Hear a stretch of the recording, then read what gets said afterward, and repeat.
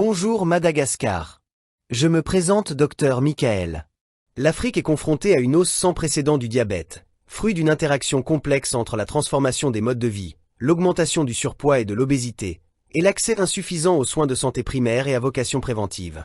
L'ampleur et la célérité de cette tendance requièrent une intervention urgente et durable.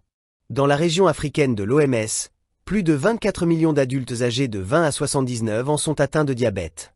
Ce chiffre devrait plus que doubler, pour s'établir à 60 millions d'ici à 2050.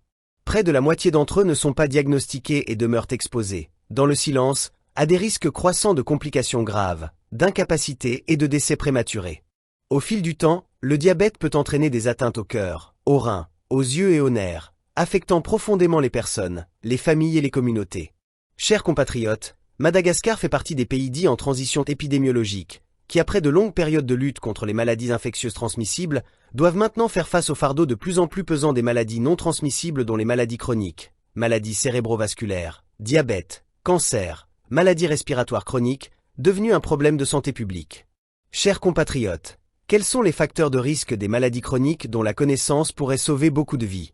Le tabagisme. Un fumeur régulier sur 2 meurt d'une maladie liée au tabac et 1 sur 4 meurt entre 35 et 69 ans.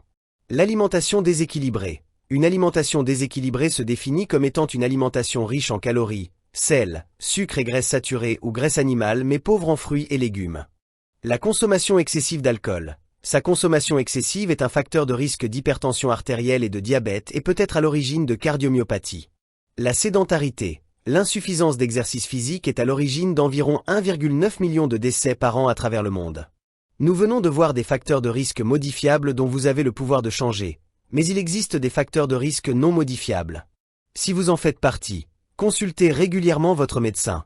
L'hypertension artérielle. L'HTA est la première cause d'AVC à Madagascar, et la 3e cause de mortalité hospitalière au niveau des hôpitaux publics de Madagascar. La surcharge pondérale et l'obésité.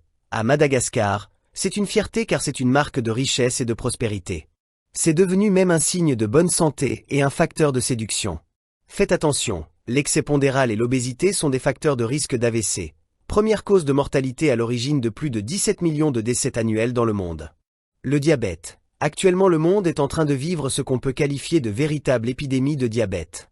Rien qu'en 2024, 4 785 000 décès imputables au diabète étaient recensés dans la Grande Île et Madagascar compte 599 000 diabétiques en fin 2024. D'ici 2050, la FID estime que 1,4 million de la population malagasie seront diabétiques. Les facteurs de risque socio-économiques, culturels et environnementaux. Les couches les plus défavorisées sont plus vulnérables aux maladies chroniques non transmissibles en raison du manque de moyens, du stress psychosocial, des niveaux plus élevés des comportements à risque, des conditions de vie malsaines et de l'accès limité à des soins médicaux de bonne qualité. Les études manquent également pour étayer l'impact de la pollution professionnelle à Madagascar. Citons les risques encourus par les agents exposés aux produits cancérigènes tels que l'amiante, facteur de risque de cancer du poumon, les colorants favorisant les cancers de la vessie, ou la poussière de bois favorisant la survenue de cancers des sinus de la face chez les ébénistes. Voilà, j'espère que cette vidéo va vous aider. N'oubliez pas de vous abonner à la page Dr Michael et de partager massivement la vidéo. À la prochaine chers compatriotes.